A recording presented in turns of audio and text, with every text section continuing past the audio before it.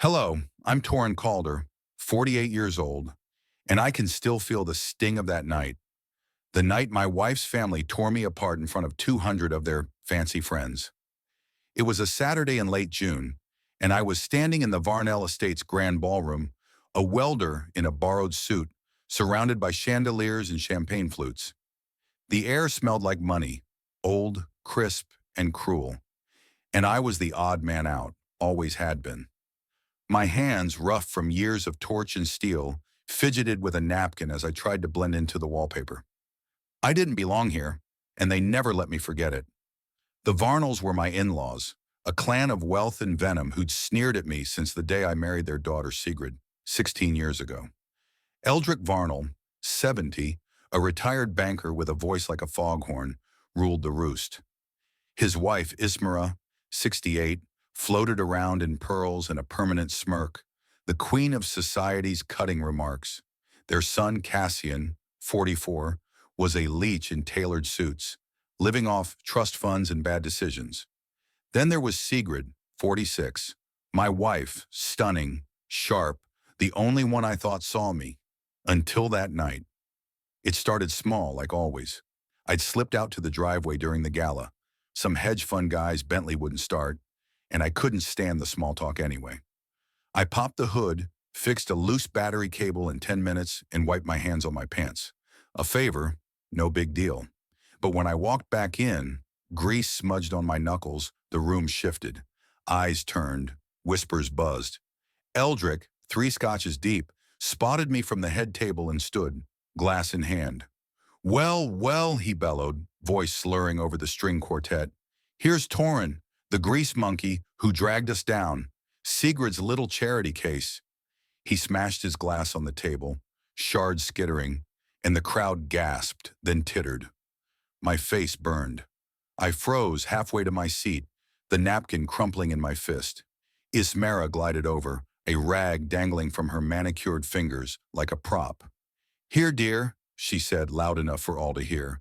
Wipe your hands. Don't stain my daughter with that filth. She dropped it at my feet, smirking, and the laughter swelled. Sigrid sat 3 tables away, her blonde hair catching the light, her eyes locked on me. I waited, prayed for her to stand up, to say something, anything. She didn't. She laughed, a soft, nervous sound that sliced deeper than Eldrick's words. Cassian, lounging beside her, grinned and stood, sauntering over. What's next, Torrin? Oil changes in the foyer? He shoved me hard into a dessert table. Plates crashed, chocolate smeared my shirt, and I stumbled, catching myself on the edge. A sharp pain flared. Glass had nicked my arm, blood seeping through the sleeve. The room spun. 200 faces, bankers, socialites, people I'd fixed cars for, stared, some laughing, some wincing. I was a sideshow, a punching bag in a suit too tight. My chest tightened, breath shallow. I'd taken their jabs for years, Eldrick calling me the help, Ismera tutting at my old truck, Cassian asking why I didn't aim higher than welding. Sigrid always brushed it off. They're just like that, Tor. And I'd swallowed it for her. I'd fixed their fleet of cars, their lake house furnace, patched their lives with my hands all for free, thinking it'd earn me a scrap of respect. It didn't. But this was a gut punch. Sigrid's laugh echoed in my skull, her silence louder than the crowd. Cassian's shove wasn't just physical. It was every insult they'd ever thrown, every time they'd made me feel small. Eldrick's red face loomed, Ismera's rag lay at my feet, and I saw it clear. I'd never be enough. Not for them, not for her. I straightened, blood dripping onto the hardwood, and locked eyes with Sigrid. Her laugh faltered, but she didn't move. Torrin, she started, voice weak, but I was done listening. I turned, shoving through the crowd, their murmurs trailing me like flies. Someone grabbed my arm, a guest maybe, but I shook them off, the cut stinging. The ballroom doors slammed behind me, and I hit the driveway, gravel crunching under my boots. My truck sat at the edge of the lot, a '98 Ford with rust spots and a dented tailgate, my lifeline. I climbed in, hands shaking, and peeled out. the Varnell estate shrinking in the rear view. Blood soaked my sleeve. Chocolate stained my tie, but the real mess was inside. Years of swallowing their poison, thinking I could prove myself. No more. I didn't yell, didn't curse them out. I just drove, past their manicured lawns, their gated world, into the night. By morning, I'd be at my shop, a one-bay garage I'd kept afloat with sweat and steel. By week's end, I'd file for divorce. They'd pushed me too far, and I was done holding their lives together. They'd see what nothing really meant when I was gone. The night I left the Varnell Gala, I drove until the gas needle kissed empty, landing at my shop. A squat, one-bay garage on the edge of town, its metal roof glinting under a half moon. My arm throbbed where glass had cut me, blood crusting on the sleeve. But I didn't care. I stumbled inside, the familiar smell of oil and the steel wrapping around me like a blanket. My truck's engine ticked as it cooled outside, and I sank onto a stool by my workbench, the stained suit jacket crumpling beside a stack of invoices. Sigrid's laugh still rang in my ears, soft, cruel, the sound of 16 years snapping in half. I'm Torrin Calder, 48, and that night I lost more than a wife. I lost the lie I'd lived. For years I'd bent over backward for her family, fixing their Bentleys, their lake house pipes, their egos, all while they spat on me.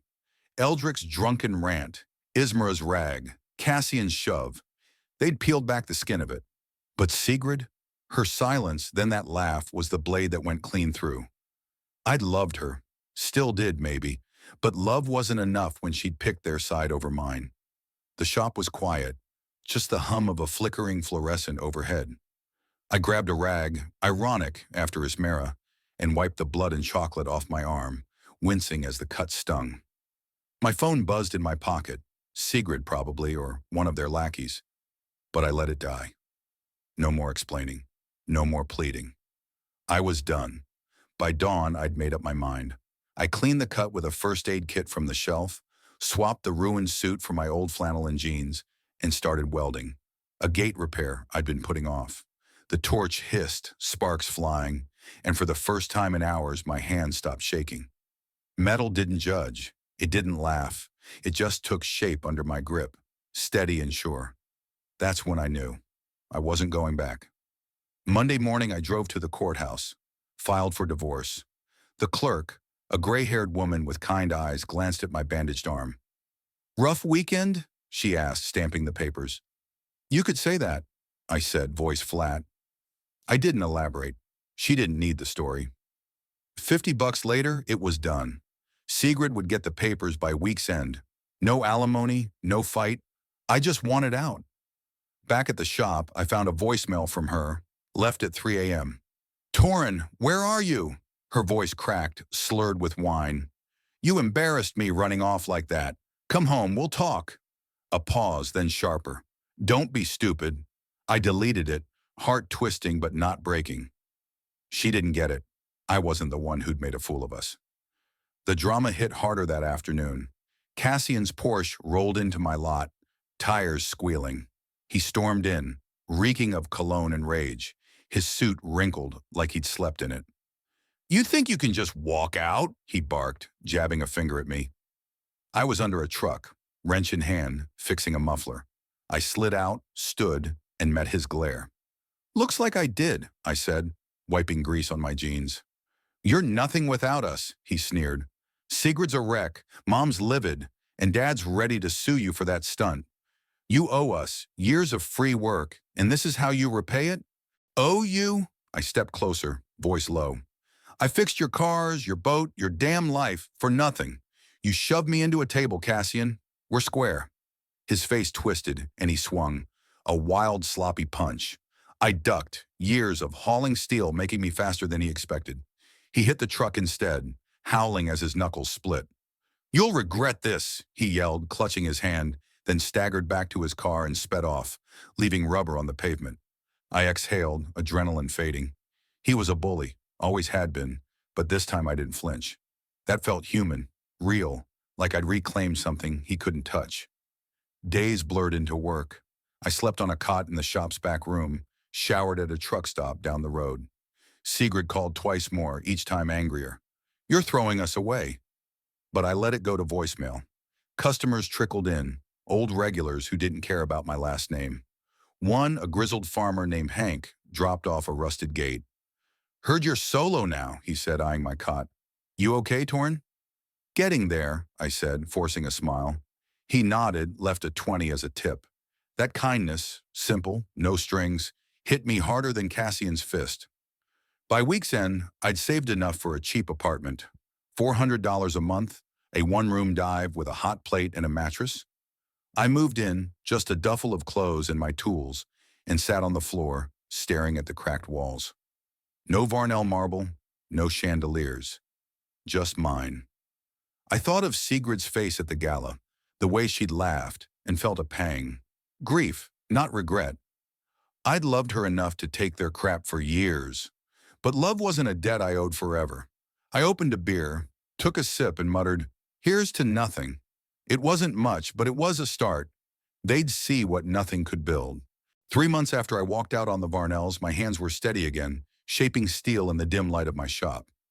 I'm Torrin Calder, 48, and that cramped garage had become my world, a sanctuary of sparks and sweat. The divorce was final. Sigrid signed the papers after a week of cursing me out over the phone, and I'd poured every ounce of myself into work. No more gala suits, no more begging for scraps of respect. Just metal, a torch, and a growing stack of cash. I'd started small, fixing gates and car frames for locals. Word spread. Torrin's welds were solid, his prices fair.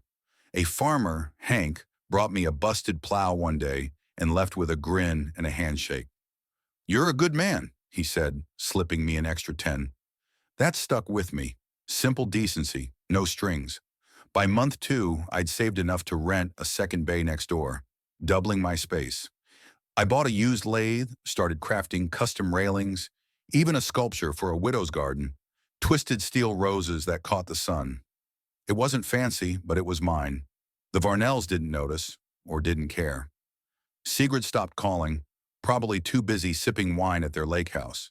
Cassian's Porsche hadn't roared back, and I figured Eldrick and his mare were still laughing over caviar, oblivious to the cracks in their gilded cage. I'd fixed their lives for years, cars, heaters, leaks, free labor they'd mocked. Now they'd have to pay someone else, and I wondered how long their pride would hold up. Drama crept in one rainy afternoon. A sleek black Audi pulled into my lot, mud splattered on its rims. Out stepped Preston, a Varnell cousin I'd met once. A slick 50-something realtor with a fake tan. He adjusted his tie, eyeing my shop like it was a dumpster. "Torrin," he said, voice oily. "Heard you're a free man now. Sigrid's a mess. Family's worried." I kept welding, sparks flying. "They should have worried when they shoved me into a table." He smirked. "Water under the bridge, right?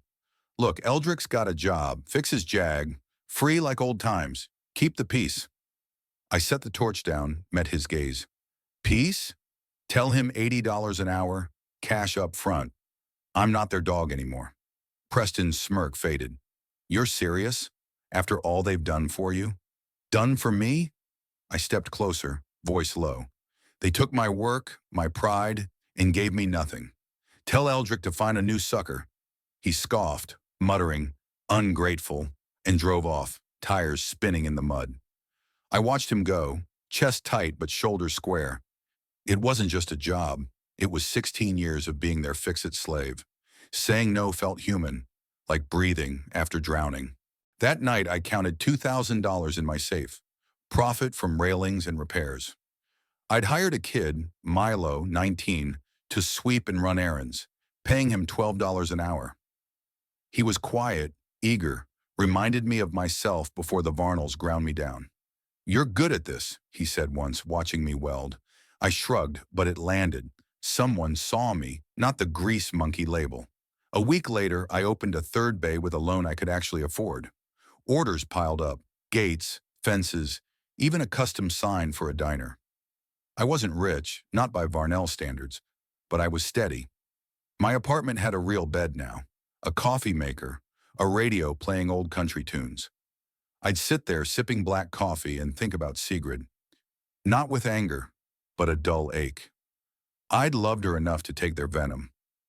Walking away didn't erase that. It just let me live. The Varnell's world was cracking, though they didn't know it yet. I'd heard whispers. Eldrick's bank buddies pulling out.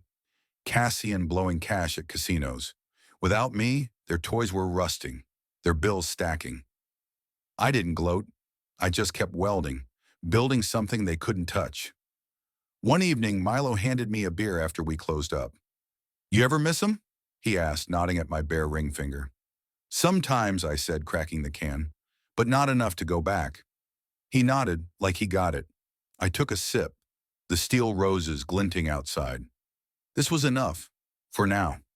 4 years after I left the Varnells, my life was forged solid. 3 bustling metalwork shops, a crew of 5, and a bank account flirting with $3 million. I'm Torrin Calder, 52 now, and I'd built it all from sweat and steel. No handouts, no groveling. My hands still bore the scars of that gala night, faint lines from glass and shame. But they held a torch steady, crafting gates and sculptures that dotted the county. The Varnells, though, their world was falling apart, and I didn't have to lift a finger to make it happen. It started slow, rumors trickling in like rust on a bad weld. Eldrick's bank investments, some shady fund he'd bragged about, collapsed when the feds raided it, a Ponzi scheme he'd ignored warnings to ditch. Cassian's casino binges bled millions. His Porsche traded for a junker after repo men hit. Ismar's charity galas, once the toast of the elite, fizzled when donors caught wind of her skimming cash for expenses. The mansion went up for auction last month, foreclosed, windows dark, a skeleton of their pride. I'd seen the signs years back. Without me, their toys broke down, cars stalled, the lake house flooded, pipes burst. I'd fixed it all for free, swallowing their jabs to keep Sigrid happy. Now they paid strangers, overpriced hacks who didn't care, and the bills stacked up. My absence wasn't revenge, it was physics. Take out a support beam, and the house falls. Drama crashed in one muggy July afternoon. I was in my main shop welding a railing when tires screeched outside. Sigrid's Lexus, dented, paint chipped, lurched into the lot. She stumbled out, hair wild, eyes red, a ghost of the woman I'd loved.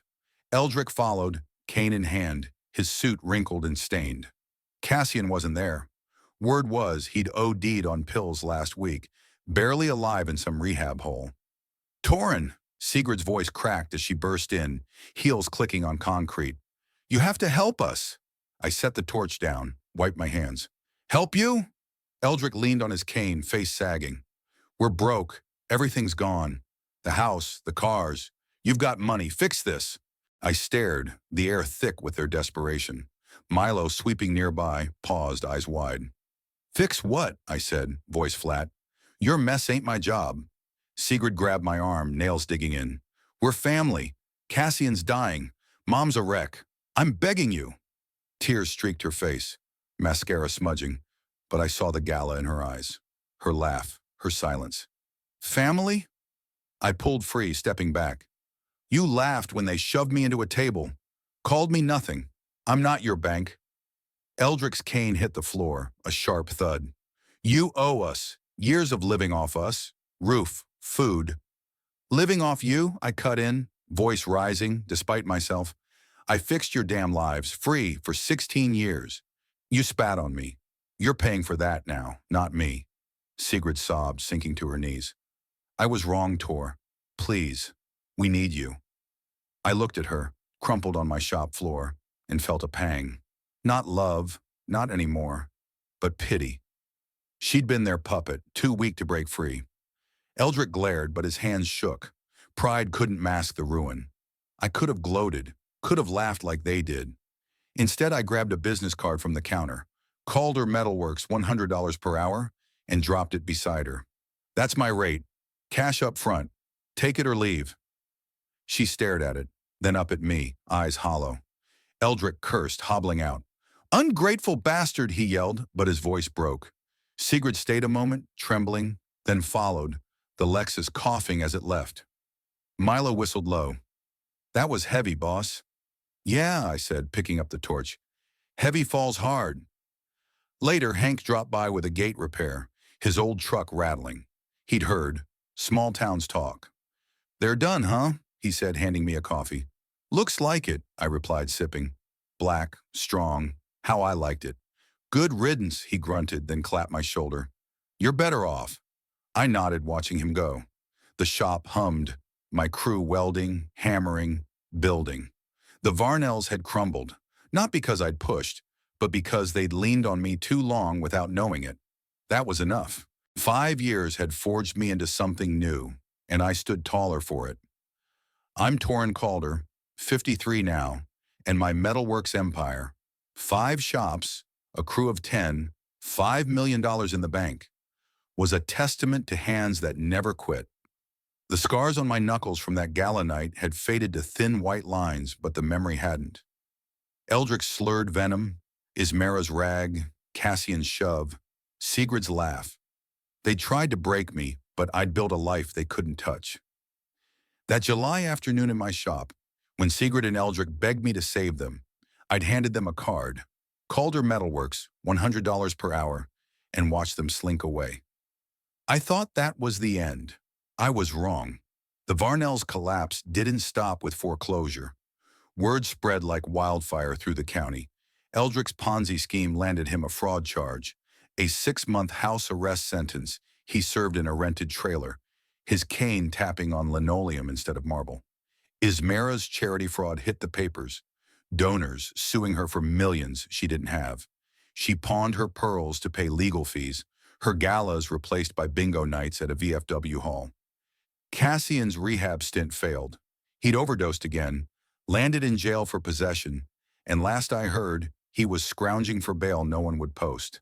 Their empire was ash, and my absence was the wind that fanned the flames. Drama roared back one crisp October morning. I was in my main shop overseeing a custom gate, twisted steel vines for a vineyard, when a battered Toyota coughed into the lot. Sigrid climbed out, thinner than I'd ever seen her once golden hair lank and graying at the roots. She wore a thrift store coat clutching a manila envelope, and behind her came Eldrick, hobbling on that cane, his face a map of defeat. But the real shock was Cassian, cuffs on his wrists, a deputy hauling him from a squad car that pulled in seconds later. My crew, Milo included, stopped cold, tools clattering. "Torrin!" Sigrid's voice broke as she rushed me, envelope trembling in her hands. "You've got to help us, now!" I crossed my arms, steel dust on my sleeves. "Told you last time, 100 an hour. What's this?" Eldrick shuffled forward, eyes bloodshot. "Cassian's arraignments today. Bail's $50,000. We've got nothing left. You're our only shot." I glanced at Cassian, slouched against the squad car, smirking despite the cuffs, like he still thought he'd win. The deputy, a stocky guy named Rawls, nodded at me. "Family's claiming you'll post it, Mr. Calder. True?" "No," I said, voice steady. "They're not my family." Sigrid dropped to her knees, envelope hitting the dirt. "Please, Tor, I'm begging. He'll die in there. We've lost the house, the cars, everything. You're all we have." Her sobs echoed, raw and ragged, tearing at something deep in me. Eldrick gripped his cane, face crumpling, and muttered, "We were wrong, Torrin. You held us together. I see that now." I stared at them. Sigrid weeping, Eldrick broken, Cassian glaring like I owed him air. 5 years ago, I'd have caved, patched their mess, taken their hits, all for her. But that Torrin was gone. "Held you together," I said, stepping closer. "I fixed your cars, your pipes, your lies, for nothing. You laughed in my face, Sigrid." Cassian shoved me into a table. "Eldrick called me trash. You don't get to rewrite that now." Cassian spat, voice slurring. "You're a selfish prick, always were. Post the damn bail." Rawls tightened his grip. "Shut it, Varnell." I met Cassian's eyes and saw the same bully who'd bloodied me at the gala and felt nothing but cold. Sigrid clutched my leg, tears soaking my jeans. "I loved you, Tor. I was weak, stupid. I'm sorry." Her voice cracked, and for a second I saw the woman I'd married, not the puppet who'd laughed. It hurt, sharp, human, but not enough. I knelt, pried her hands off, and stood. Love doesn't shove a man down and walk away. You chose them. Live with it. I pulled a 20 from my wallet, lunch money, and dropped it beside her envelope. That's more than the rag Ismera gave me. Take it and go. Eldrick lunged, cane swinging wild. You heartless bastard, he roared, but Rawls grabbed him, pinning his arms. He's not worth it, old man, the deputy said, dragging him back. Sigrid stayed on the ground, sobbing, as Cassian was shoved into the squad car, still cursing me through the glass. Milo stepped up, broom in hand. You okay, boss? His voice was quiet, steady, a kid who'd grown into a man beside me. Yeah, I said, exhaling. Just tired. Rawls tipped his hat. They're done here, sorry for the mess. He drove off, Cassian's glare fading in the dust, Eldrick and Sigrid trailing to their Toyota like ghosts. The envelope lay in the dirt. Legal papers, please, trash. I didn't touch it. That night the shop closed late. Hank swung by with a six-pack, his truck rattling as always. Heard the Varnells ambushed you, he said, cracking a beer and handing me one. Rough day. Rough life, I replied, taking a sip. The cold bit my throat, grounding me. They're finished. Jail. Broke. Begging. He nodded, gray eyes sharp. And you? You're standing. That's what counts. He clinked his can against mine. To hell with 'em, I chuckled, the first real laugh in weeks. To hell with 'em. The crew filtered out, Milo locking up, and I stayed, staring at that vineyard gate. It was beautiful. Steel vines curling, strong yet alive. Like me, maybe. I'd built this, shops, a life, a name, while they'd burned theirs down. Sigrid's sobs lingered. Eldrick's admission, you held us together, a bitter echo. They'd seen my worth too late, and it cost them everything. A week later, a letter came. Sigrid's handwriting shaky. Torrin, I'm sorry. We're nothing now. You were right. I didn't write back. Instead, I spoke at a trade school event.